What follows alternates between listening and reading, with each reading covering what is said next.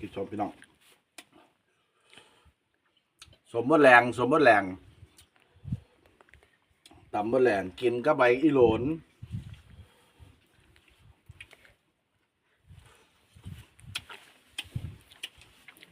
ย่องจะทำ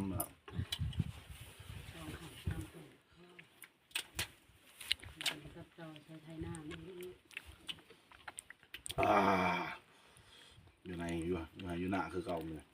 คนเช้ามาเห็ดหัวตะกะตัวอะไรวะนึกว่าตอกขี่วะ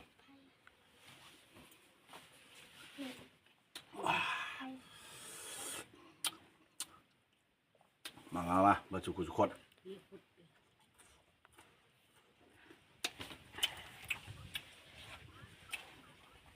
พักกระโดนอยู่ให้หน้าพักธรรมศาสตร์ทั้งวิธีแล้ว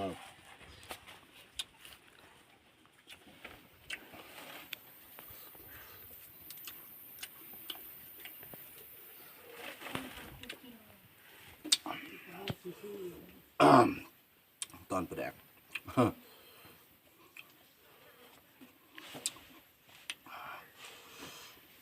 องตรง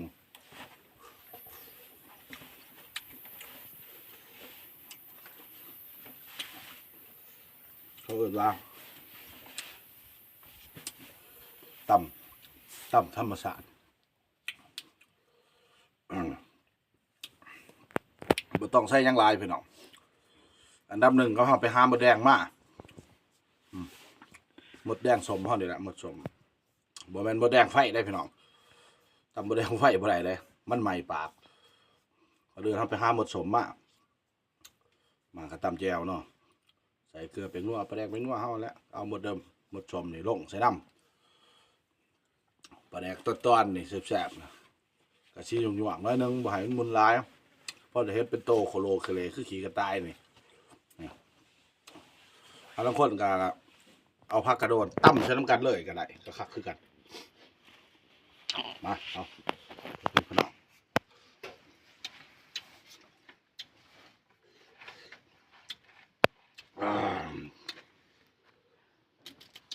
ใบกระโดนนี่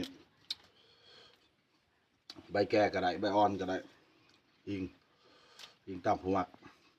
เนาะแดดพี่น้องเลยมาเฝ้ากะเฮ็ดหัวตะกะแล้วก็บ่มีน้ำตะกะก็ได้ฝนก็บ่ตก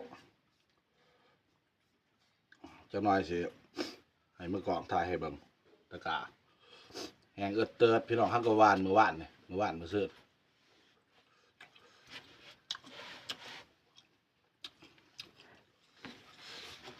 เอาโอเคบ๊ายบาย